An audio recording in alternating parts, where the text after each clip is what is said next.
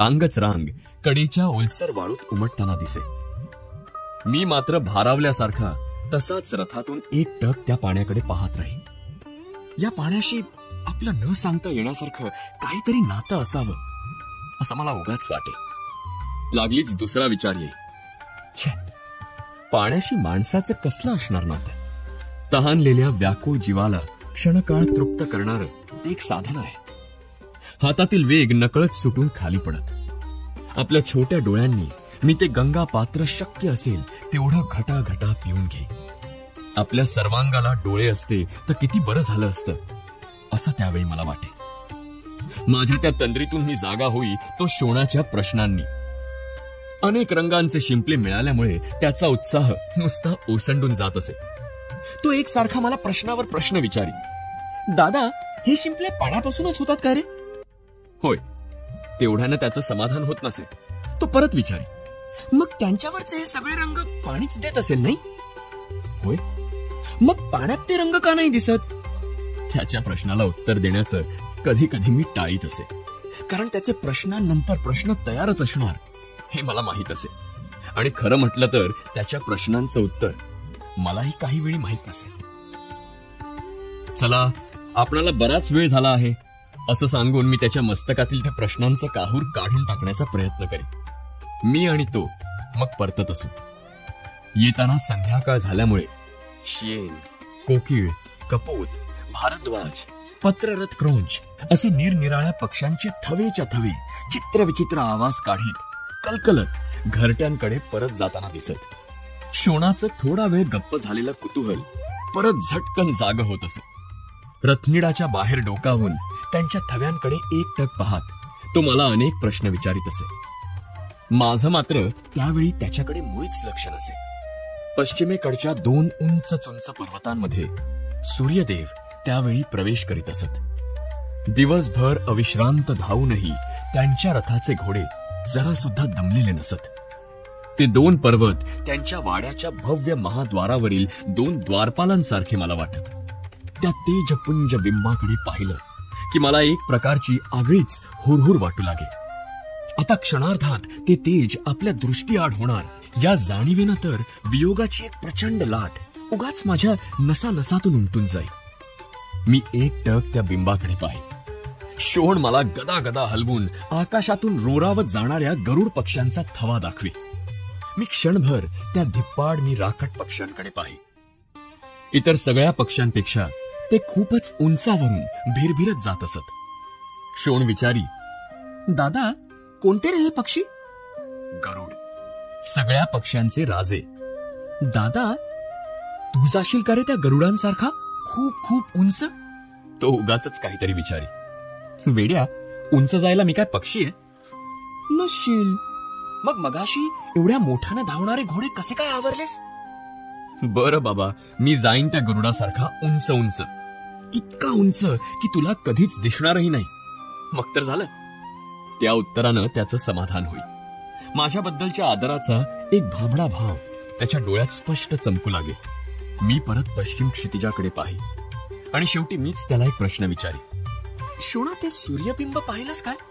काय वाटतं तुला त्या बिंबाकडे पाहिल्यावर? मला वाटे तो क्षणभर बारकाईनं त्या बिंबाकडे पाहिल आणि मला जसं वाटतं तसंच वाटतंय असंच, पण जरा वेगळ्या शब्दात सांगेल. पण तो सूर्यदेवाकडे पाहू लागला की त्याचे चिमुकले डोळे त्या तेजानं एकदम मिटत आणि थोड्या वेळानं माझ्या कानांकडे डोळे चोळीत पाहत तो झटकन म्हणे, तुझ्या चेहऱ्यासारखं वाटतंय ते. मी माझ्या कानांना हात लावी. दोन मांसल कुंडलं हाताला लागत. माझ्या जन्मापासूनच ती होती म्हणे. शोणाची तक्रार सुरू होई. आईची तुझ्यावरच जास्त माया आहे बघ, म्हणूनच तिनं तुलाच तेवढी कुंडलं दिली आहेत. मला कुठे आहेत ती कुंडलं? त्याच्या त्या उद्गारांनी मी क्षणभर विचारात पडे. परत एकदा पश्चिमेकडच्या डोळ्याआड होऊ पाहणाऱ्या त्या तेजस्वी बिंबाकडे मी बारकाईनं एकटक पाहि. माझ्या छोट्या मनात भावनांचे हलकल्लोळ माजत. एका हातानं घोड्यांचे वेग आवरीत शोणाची दृष्टी चुकवून दृष्टीआड होणाऱ्या त्या तेजाला मी दुसऱ्या हातानं निरोप देई. मनात एक वेगळ्याच प्रकारची हुरहुर लागे. आपल्या जवळचं काहीतरी आता दूर दूर जात आहे असं वाटे. आवेगानं मी हातातील आसुडाचा एक जबरदस्त फटकारा घोड्यांच्या पाठीवर ओढी आपले खूर झाडीत मार्गावरची धूळ उडवीत ते खिंकाळत वायू वेगानं धावू लागत. जवळ बसलेला शोण, धावणारे घोडे, माग पडणारं अशोक, ताल, किंशुक, मधुक, पाटल, तमाल, कदंब, शाल, सांतवण यांचे उंच उंच गर्द पानावळींचे वृक्ष यापैकी कशाचंच मला भान नसे. केवळ समोरचा सरपटत माग जाणारा मार्ग आणि त्याच्यावरची वळणं तेवढीच दिसत. माझ्या मनात एक विचार तरळून जाई. माग पडणाऱ्या या मार्गाबरोबरच मी प्रकाशाच्या साम्राज्यातून कुठेतरी अंधाराच्या भयान समुद्राकडे जातो आहे. आता रात्रीच्या 12 घटका अशाच एकाकीपणात जाणार असं वाटे.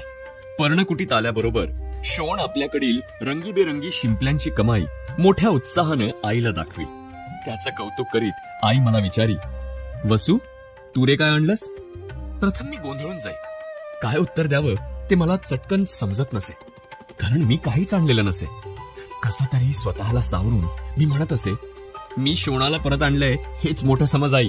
अगं, हा तिथंच बसला असता रात्रभर शिंपले गोळा करीत. हो तर तू आणलंस काय रे मला? मीच आणलंय ग याला परत, नाहीतर हा तिथंच बसला असता सकाळपर्यंत त्या सूर्यबिंबाची वाट बघत. शोण मान वेळावून आपली बाजू मांडली. आई माझ्याकडे बारकाईनं पाहू लागे. माझ्या चेहऱ्याकडे तिनं इतकं निरखून का पाहावं तेच मला समजत नसे. मी तेथून सरळ बाहेर येई. 6.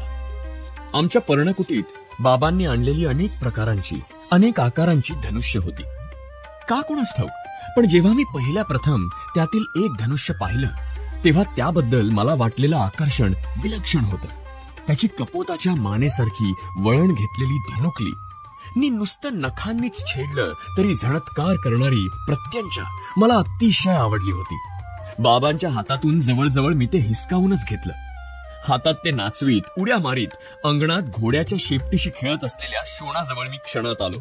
तो घोड्याच्या शेपटीच्या झुपकेदार गोंड्यातील चमकदारनी लांब केस काढण्यात गुंतला होता. काहीतरी गुणगुणत होता. त्याला ते धनुष्य दाखवीत मी म्हणालो, शोण, हे बघ आपलं खेळणं. आता घोड्याचे केस उपटायचं सोडून दे.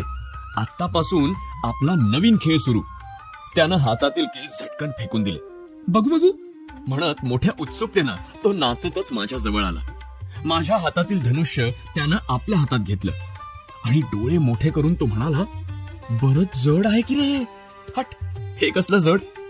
आण इकडे आणि आतून एक बाण घेऊन ये. मी त्याला बाण आणायला पिटाळलं. दादाला बाण द्या, दादाला बाण म्हणत तो ओरडतच आत पळाला. मी माझ्या उत्तरीयानं त्या धनुष्याच्या दंडावरची धूळ हळुवारपणे पुसली. हातात ते पेलून पाहिलं. इतक्यात शोण एक बाण घेऊन उड्या मारीत बाहेर आलाही. माझ्या हातात तो देऊन समोरच्या वडाच्या झाडाकडे बोट दाखवीत तो म्हणाला, दादा, मार बघू त्या झाडाला हा बाण. मी झटकन प्रत्यंचा चढविली आणि बाण लावून ती ताकदीनं खेचली. एका ठिकाणी हात स्थिर करून डावा डोळा मिटून ती सोडून दिली.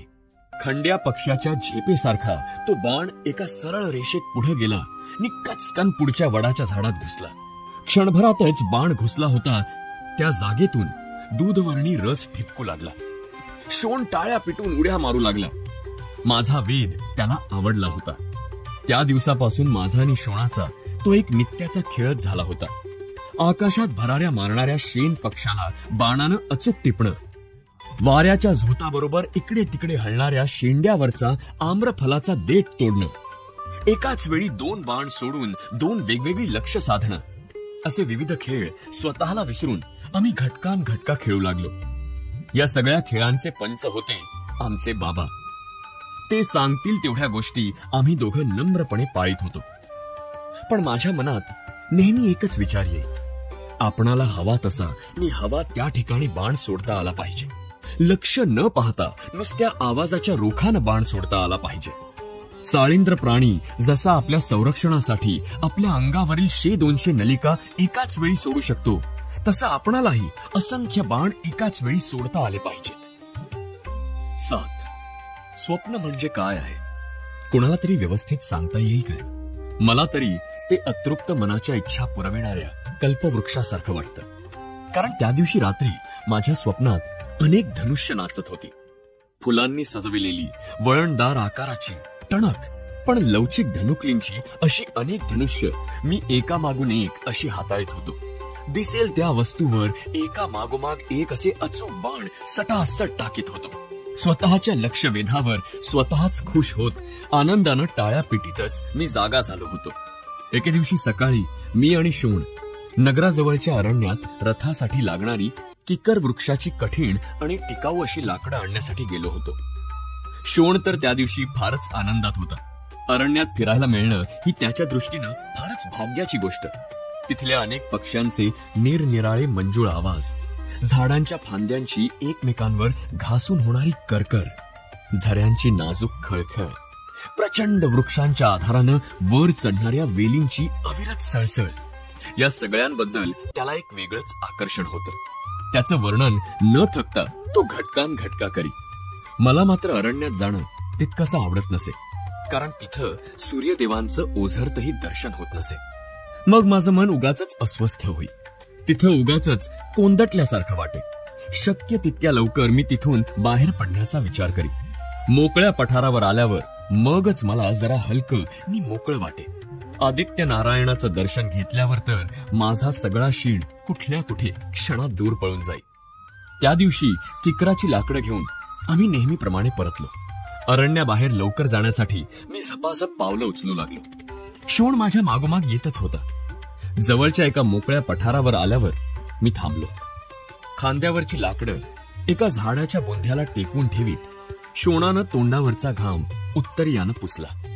समोरच्या इतस्ततः वाढलेल्या शराच्या कुरणात गव्या म्हशींचा एक काळ्या पांढऱ्या रंगाचा कळप चरत होता.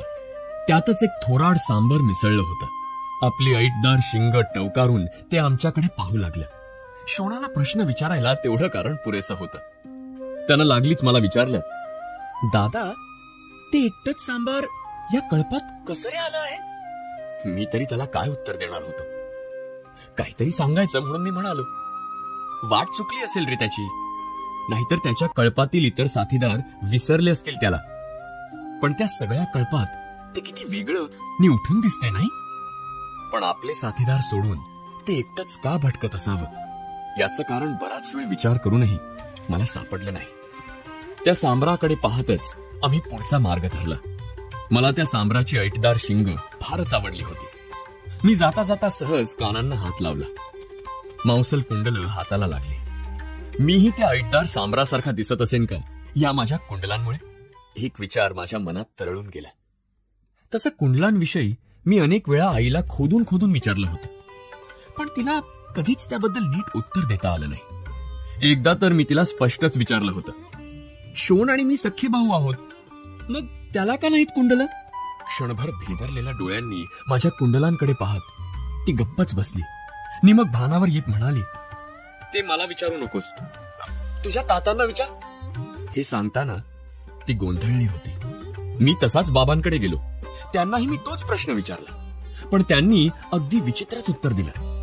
ते म्हणाले, गंगा मातेलाच विचार त्याचं कारण, तीच कधीतरी तुला त्याचं उत्तर देईल.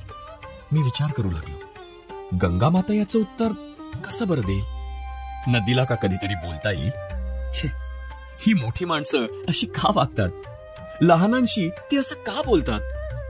त्या दिवशी संध्याकाळी सगळ्यांच्या दृष्टी चुकवून मी एकटाच गंगा मातेच्या काठावर जाऊन बसलो. येणाऱ्या तिच्या प्रत्येक लाटेला मी प्रश्न विचारला. एकट्या माझ्याच कानात कुंडलं का? पण एकही लाट माझ्या त्या प्रश्नांचं उत्तर काही देऊ शकली नाही. जगातील सगळीच मोठी माणसं फसवी असतात असं त्या दिवशी मला वाटलं. लहानांना अज्ञानातच ठेवणं एवढंच ती करीत असावीत, नाहीतर मग एवढी मोठी गंगा माता गप्प कशी? दुसऱ्या दिवशी संध्याकाळी धनुष्यानं खेळताना मी तोच प्रश्न शोणाला विचारला. शोणा, खरं खरं सांग, तुला का नाहीत कुंडलं? त्यानं दिलेलं उत्तर ऐकून तर मी स्तब्धच झालो. तो म्हणाला, मलाही ते माहित नाही. मला तुझी कुंडलं मात्र फार फार आवडतात. रात्री तू झोपलेला असतोस ना, त्यावेळी तर ती मंद मंद झगमगत असतात. त्यांचा निळसर प्रकाश तुझ्या तामसर गालांवर पडलेला असतो. उगवतीच्या किरणात नुकत्याच उमललेल्या सुवर्ण कमळासारखी दिसते तेव्हा तुझी चर्या. मी अवाक होऊन त्याच्याकडे पाहू लागलो. तो खोटं बोलत नव्हता आणि माझ्या बाबतीत तर ते कधीच शक्य नव्हतं. माझ्या मनात एकदम अनेक प्रश्नांचं काहूर उठलं. इतर कुणालाही नव्हती अशी माझ्या कानात 2 मांसल कुंडलं होती. इतकंच नव्हे तर ती प्रकाशत होती. मलाच का ती मिळाली होती? हा व्हिडिओ ऐकला आणि पाहिला याबद्दल मनःपूर्वक धन्यवाद.